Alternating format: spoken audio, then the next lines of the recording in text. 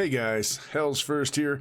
I'm coming with another Corepunk video. Tonight we're going to talk about the Pain Reaper, who, despite talking about some of the other heroes in the game, seems like it's going to be one of the best, most versatile, all-around PvE, and a little bit of PvP just dashed on top characters. We're going to start off with the Pyromancer. Now, the Pyromancer is an awesome idea, okay?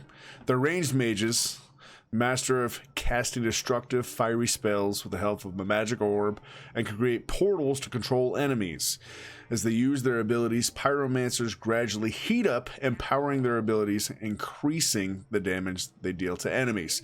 So, they literally heat up with their special ability. It allows them to heat up to gradually fill the heat meter. And so when it's at the yellow zone, it does 50% of the heat meter. All the Pyromancer's abilities gain a bonus effect, and I'm going to tell you about every single one of those as I go through them. On top of that, there's a red zone. 100% of the heat meter grants them all 30% more damage. And using the ability in the red zone causes an explosion that deals magic damage to yourself. So it's kind of a give and take kind of deal. So here are the different skills. You got the Q.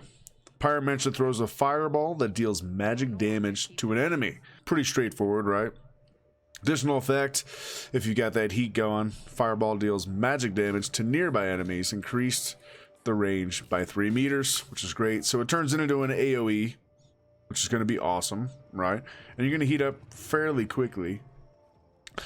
Then we got his W. The Pyromancer creates a demonic portal for 3 seconds. It slows enemies and starts to pull them in. When the effect ends, it deals magic damage, instantly pulls the enemies to its center, and roots them for 1.5 seconds.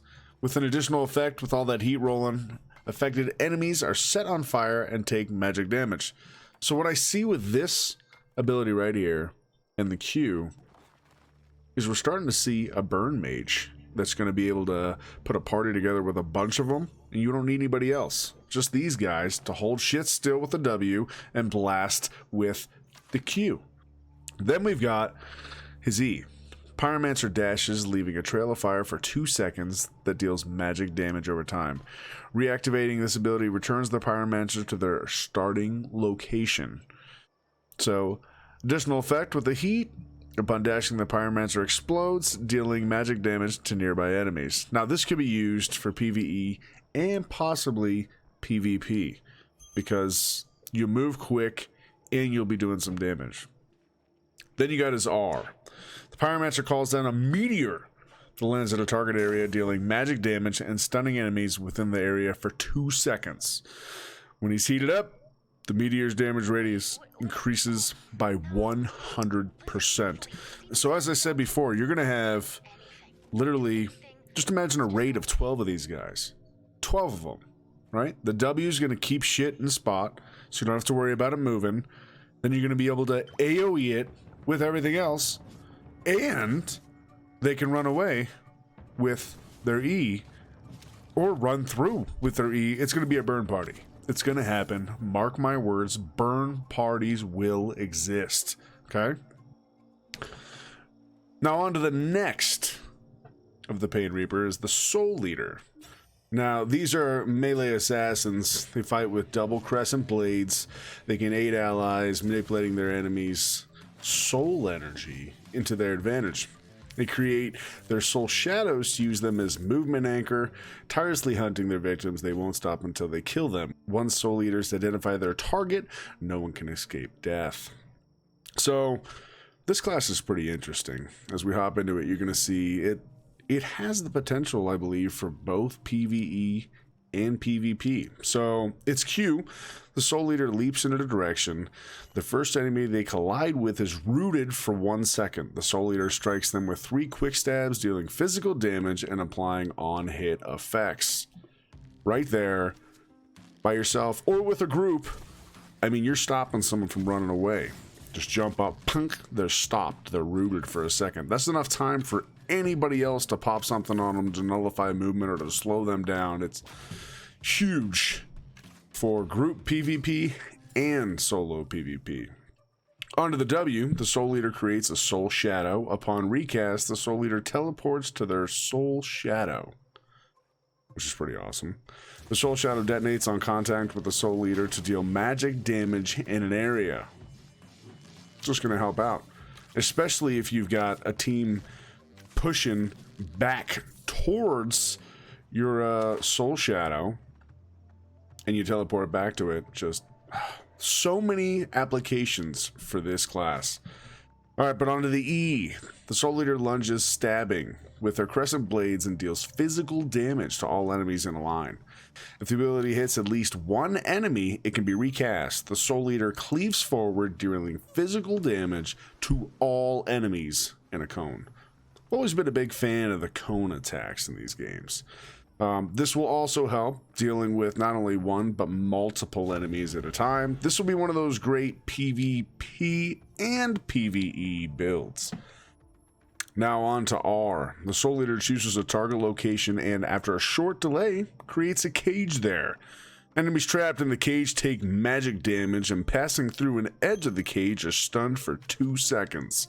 If their ability hits at least one enemy, it can be recast. The Soul Eater throws their blades in a target direction, dealing physical damage to all enemies they hit in their path. That's great for PvE. Great. And the cage? PvP? I mean, holy shit. That's amazing. So you jump on them, you root them for a second, then you hit them with a cage, then you dump everything else you have on them, rinse and repeat. And to top it all off, their special ability, the Soul Eater's basic attacks have a chance to drop soul shards.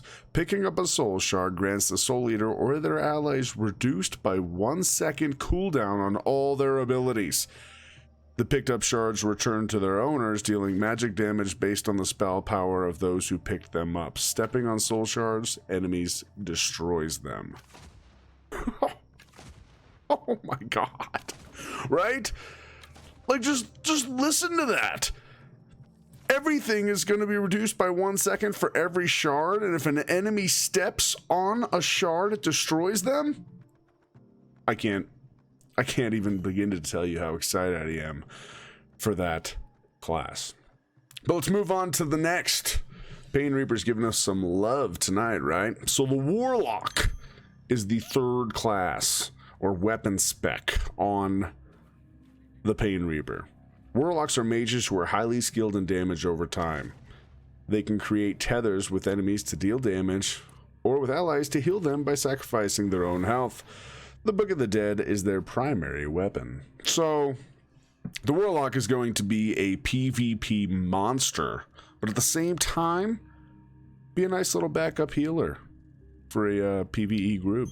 So, best of both worlds on that one's gonna definitely be a flex class. But on to the Q.